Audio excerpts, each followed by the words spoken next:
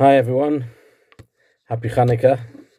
I know it's now, if you're watching this on Friday, Erev Shabbos, it's the last day of Hanukkah. In fact, it's actually called Zos Hanukkah. It's a very, very special day. We're told that this stage where we're now so close and so connected to Hashem, we can daven, we can pray for things, and we have a special power of tefillah, of prayer on this day. So I encourage you to maybe say a couple of extra psalms, or say just a prayer to yourself in English and daven, and please God, your prayers will be answered. I hope you enjoyed your gifts from the shul. I hope you enjoyed the Hanukkah projects we ran this week. We've had a very busy week on Zoom. We had great attendances. The speaker, the rabbi from South Africa, the meal and the concert. Nearly 100 meals were ordered across the community. Over 100 people on the concert. That was a fantastic response. I thank you all for taking part. And let's hope that, please God, in time for the next Yom Tov, we'll be able to really enjoy it together in person. I just want to tell you a beautiful story that I saw this year for the first time.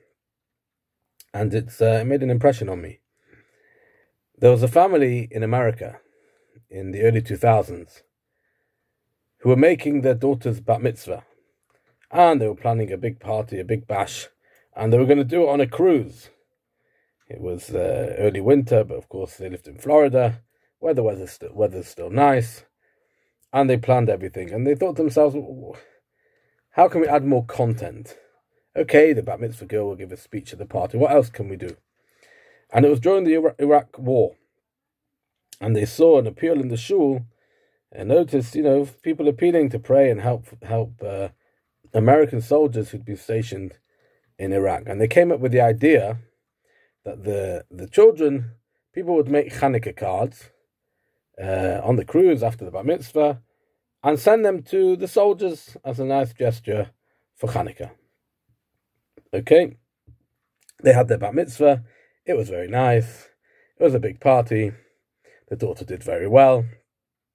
And the next day they all made these beautiful cards and sent them off to the military officers, asking that they could be sent to Jewish soldiers for Hanukkah. They never thought they'd hear anything about it again. Until a few months later, she got a knock on the door. And standing there was a young man. He said, "My name's Lieutenant Steinberg." He said, "I want to thank your daughter for the beautiful card she sent me when I was out on base in Iraq." The woman was shocked. And he said, "I'll tell you what happened."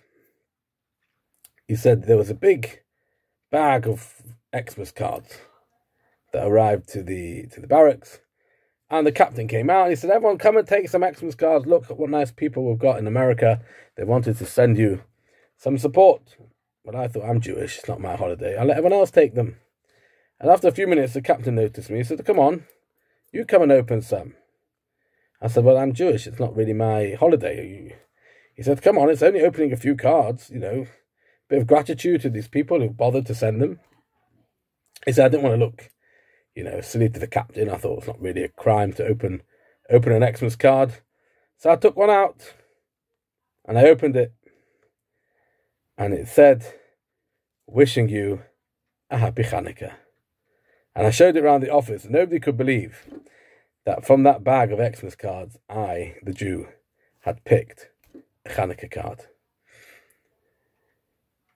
And the lady carried on. She said, then they got talking, and they discussed life in the army. And together they worked with other projects, supporting Jewish soldiers, sending them out other kosher food and things they needed for Jewish life. And through that little one act, many, many good deeds are still being performed this day for American Jewish soldiers. And the message is, we never know what one little mitzvah will do. And that's, of course, really the message of Hanukkah. That's a message we can take with us from Hanukkah. I think, thinking in current terms about lockdown, about reopening the shul, I think if we just would have one day to reopen the shul, and that was it, Many people would say, oh, it's not really worth it. Let's wait till we can start properly. And that's what the Chashmonaim, that's what the Hasmoneans could have said when they only had one bottle of oil. They said, you know what? What's the point of doing one bottle of oil? Let's wait till we get, a nice big amount of oil, and then we'll have a proper restart. But they didn't think like that. They said, we've got a bottle of oil. We've got a mitzvah to do, and we're going to do it. That's our job. That's what Hashem wants from us. And if we can't do tomorrow, we won't do tomorrow. But today we can do. And every little mitzvah, every mitzvah counts. And of course we see that when we do our bit, Hashem takes over. So I know now it's not so pleasant to come to shul because you have to sit in a mask and it's socially distanced and there's no social. But that's the mitzvah you can do if you're healthy enough to do so. And if it's not coming to shul, if it's something else, whenever you have a chance to do a mitzvah, don't say, well, it's only one little mitzvah. Do it. You never know what will come. In the time of the Chanukah, it was a grand miracle. It was a little miracle, just for this soldier, that he be the one to pick out a Chanukah card. And from that little mitzvah, as the Mishnah tells us, mitzvah gereris, mitzvah, one mitzvah causes another. So always, always do your best. Good Shabbos.